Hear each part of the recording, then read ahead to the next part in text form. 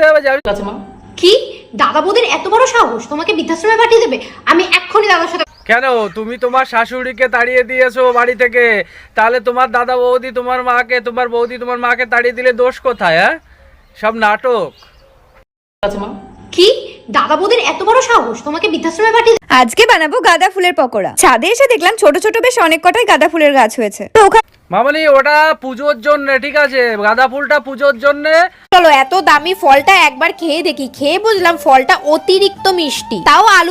এত দামি ফল আমরা খাবো কি করে? আমরা তো গরিব, আমাদের কাছে তো পয়সা নেই না, আমরা খাবো কি করে? তুমি খাও, তোমার কাছে পয়সা আছে, তুমি ইউটিউব থেকে অনেক কামাচ্ছ, তুমিই খাও।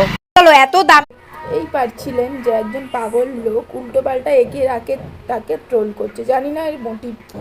সারাদিন হয়তো বসে বসে খেয়ে দেয়ে কাজ নেই, এ কী করছে, এ করছে, এইসব নিয়ে ট্রোল করছে। এগুলো কি করা উচিত? আপনারা এটা কমেন্ট করে নিশ্চয়ই